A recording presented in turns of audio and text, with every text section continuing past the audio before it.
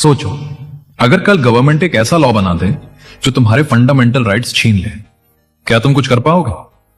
रुको, आंसर है, और वो छुपा है आर्टिकल 13 में। देखो, फंडामेंटल राइट्स के बारे में सब जानते हैं, लेकिन उन्हें प्रोटेक्ट कौन करता है? सिंपल, आर्टिकल 13 ये तुम्हारे राइट्स का रियल शील्ड है।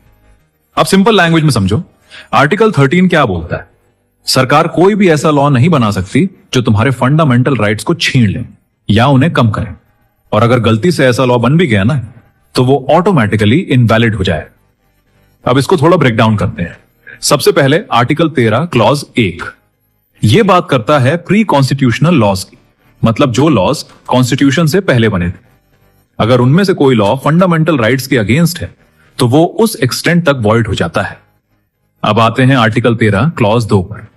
यह पोस्ट कॉन्स्टिट्यूशनल लॉज के बारे में है, मतलब कॉन्स्टिट्यूशन के बाद स्टेट ऐसा कोई लॉ बना ही नहीं सकता जो फंडामेंटल राइट्स को वायलेट करे, और अगर बनाता है तो कोर्ट्स उस लॉ को अनकॉन्स्टिट्यूशनल डिक्लेयर कर देते हैं। सिंपल वर्ड्स में, कोर्ट्स के पास पावर है कि वो किसी भी लॉ को चेक करे, और अगर वो फंडामेंटल राइट्स के अगेंस्ट हो तो उसे हटा दे। अब एक इंपॉर्टेंट सवाल, क्या पार्लियामेंट कॉन्स्टिट्यूशन को अमेंड करके फंडामेंटल राइट्स को हटा सकती है? इसका आंसर मिला एक बहुत ही इंपॉर्टेंट केस में, Keshavananda Bharati versus state of Kerala. Court ने बोला अमेंडमेंट अलाउड है, लेकिन कॉन्स्टिट्यूशन का बेसिक स्ट्रक्चर उससे टच नहीं किया जा सकता। अब दो इंपॉर्टेंट डॉक्ट्रिन्स भी समझ लो। पहला, डॉक्ट्रिन ऑफ इक्लिप्स।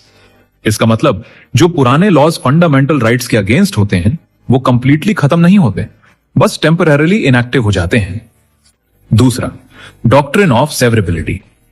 अगर किसी लॉ का सिर्फ एक पार्ट गलत है तो पूरा लॉ नहीं हटाया जाता, सिर्फ वही गलत पार्ट रिमूव किया जाता है। तो याद रखना, कानून से ऊपर कॉन्स्टिट्यूशन है, और कॉन्स्टिट्यूशन का बॉडीगार्ड है आर्टिकल 13।